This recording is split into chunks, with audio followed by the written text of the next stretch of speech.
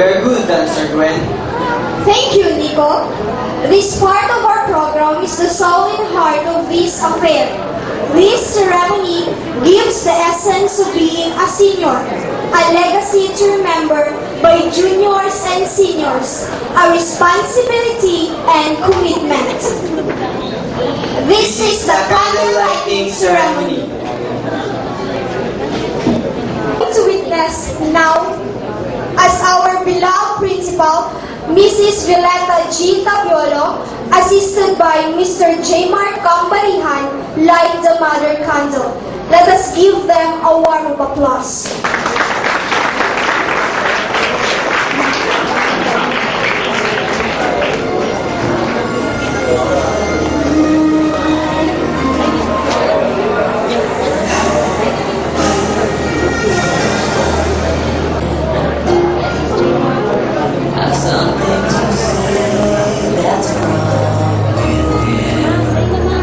It's the last memory.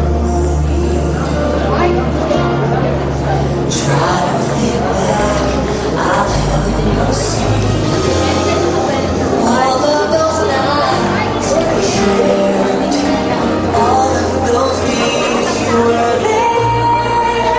I just wanna love you more,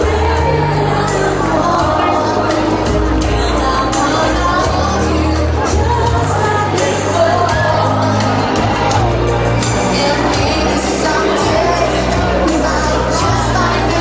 Our lives becomes meaningful and fruitful, symbolizing our lives. The light from these candles represents the light of Christ that enlightens us continuously, living in abundance, good health, and willingness to serve. With this light, seniors, we should always swear to always bear witness to the mission vision of this institution.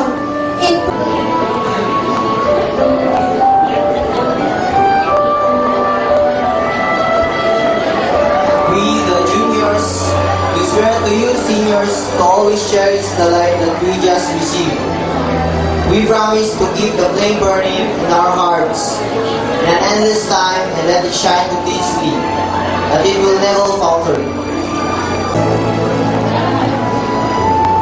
Blow the candle.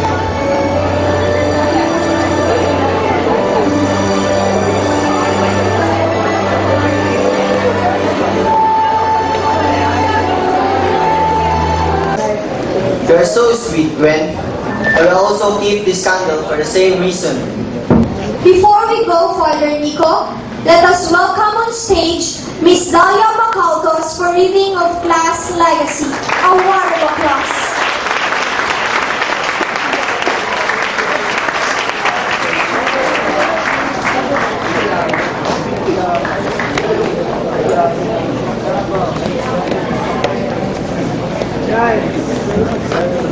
And to our successors, I believe tonight will always be a night to remember.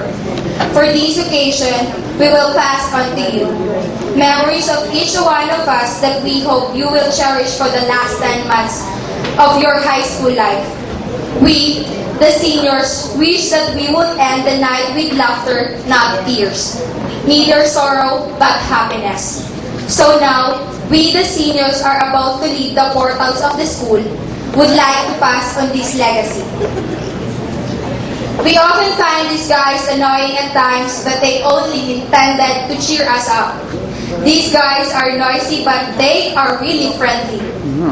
So, Jerwin Nino Partosa, Alexis Painaga, Aileen Abdullah Jed, here are their successors.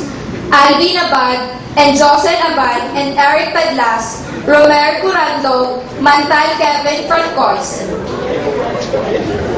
Guess who are the most deserving juniors to replace the throne of the beautiful ladies?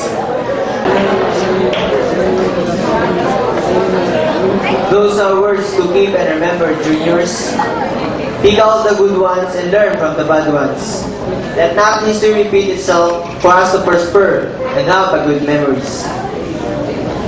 Ladies and gentlemen, please lend me your ears as we welcome here on stage Miss Roxanne Jean Ribalde for the reading of Class prophecy.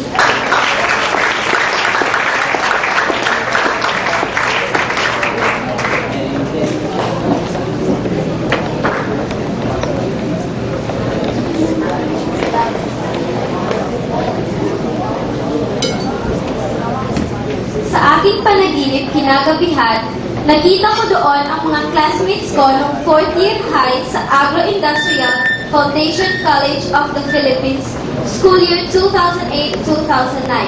Pero hindi sila nakasuot ng high school uniform. Bagkus, nakasuot sila ng iba't ibang klase ng damit.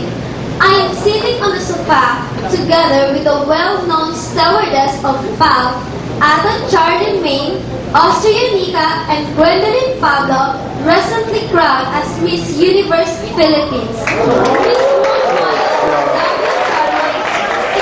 Secretary Aprilin Ayala, Bantal, Eliot Care, Jose Evelyn Cayuco, Alma Navarro, and Michelle action stars sa tayong dalawa na si Patrick Garcia na kapatid ni Hintay, Kenneth, nakahati sa puso ni Donna Navarro, drinking champagne.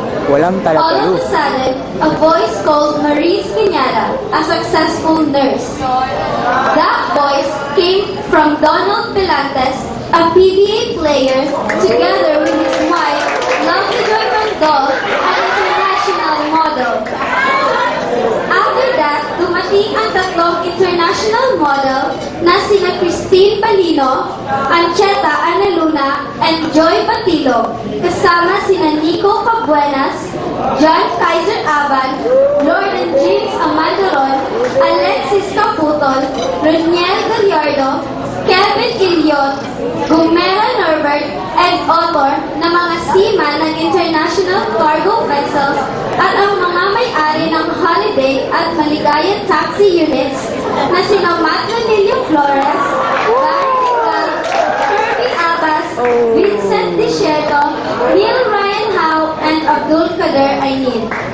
While we are talking about our lives, a group of call center agents headed by Jerwin Partosa with his office mates, namely Andrew Retes, Magadan Marjan, Magadan Marlon, Painaga, Zelda, Kuyoka, Morley, at Dipaline appeared.